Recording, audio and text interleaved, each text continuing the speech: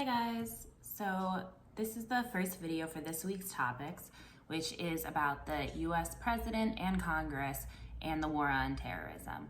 And we're going to be talking mostly about cases after September 11th, 2001, which is when there was the attack on the World Trade Center and other locations in the United States, and the actions that George W. Bush, who was the president at the time, took, and also what Congress did at the time.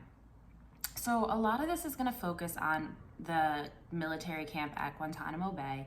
So for a little bit of background on Guantanamo Bay, and also I've put a lot of videos on the playlist of the helpful videos to learn more and videos for further explanation. So if you take a look at those two different playlists, you'll see more about the history of Guantanamo.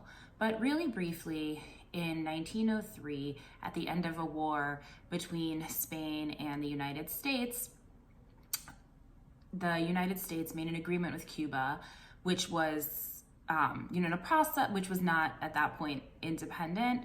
And so it's a complicated story of whether they were able to make an agreement with Cuba or with Spain. But the end result was that an agreement was made with Cuba that Guantanamo Bay, which is an area in Cuba, would be permanently controlled by the United States, and that the United States would lease Guantanamo Bay from Cuba indefinitely. This was an agreement to end a war with Cuba not having much of a bargaining position, but it was an agreement that was made.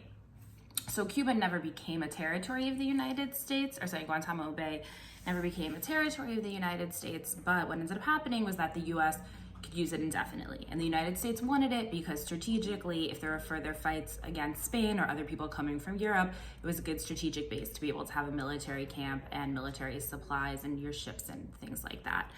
So then what ended up happening was in the 1930s, the then leader of Cuba made an agreement with the US that the US could lease it indefinitely. They pay the equivalent of like $3,000 or $4,000 a month, which is about the same now. And the only way that this could ever end was if both countries agreed to stop it or if the United States abandoned it. So basically, again, this was another incredibly unequal agreement where it could end only if the US agreed and Cuba agreed, or if the US left and abandoned. Then this lease could end, but otherwise it's a forever lease.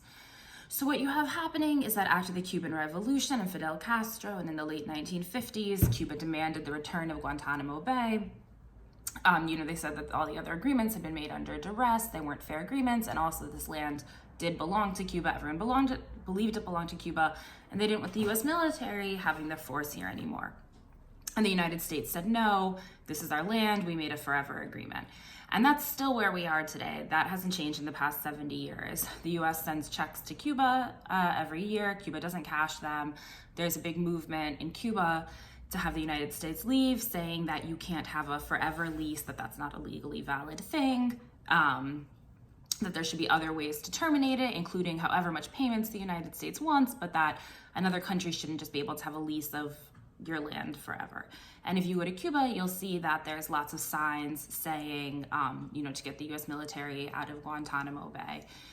So that's a sort of brief history of the legal status of Guantanamo Bay. So technically it belongs to Cuba. Cuba wants the US off of it, but the US has a forever lease and has complete control. So Cuba doesn't have any laws in effect there, doesn't have any courts, shops, anything. It's just entirely under the control of the United States. So it's really unlike anywhere else.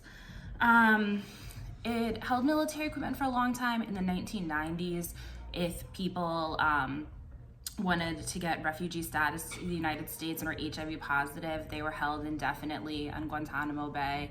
So it was a holding place for HIV positive refugees for the 1990s until the early 2000s. And in 2002, what happened after September 11, 2001, is that George W. Bush opened the Military Bay detention camp, where 779 people altogether were sent and held.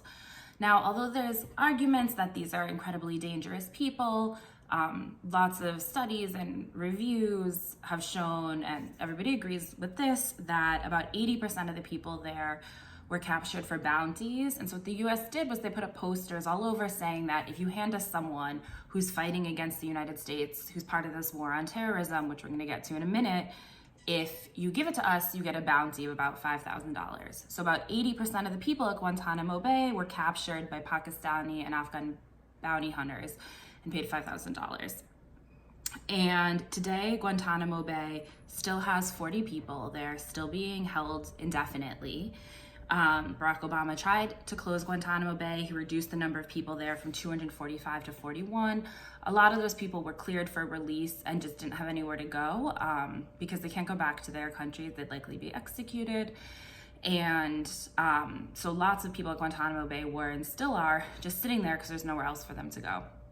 So Barack Obama managed to get some countries to take other people who were found not to have done anything wrong and not to pose any threats. And where we are now is that Obama tried to have these people sent to prisons that are in the United States where they'd have trials and either be held in the prison if they're found guilty or released if they're found not guilty, because none of these people have had trials, as we're going to get to. But Congress blocked Obama several times and he wasn't able to do that. So there's still 41 people after Obama left. One person has been transferred out now under Trump. What happened is the first thing Donald Trump did was sign an executive order immediately after taking office to keep Guantanamo Bay open indefinitely. As people will see if you watch the documentaries and the saved playlist, there's lots of torture that's been used there, waterboarding, forced feeding. Everybody agrees that this has happened. It's whether or not you agree that these enhanced interrogation techniques are necessary or even productive. But Donald Trump has said that there's bad dudes and that we should bring back waterboarding or worse. So it's the current state of Guantanamo Bay. It's still used as a detention camp. There's still about 40 people there. And all of these people, as we're going to get turned to next, are called enemy combatants.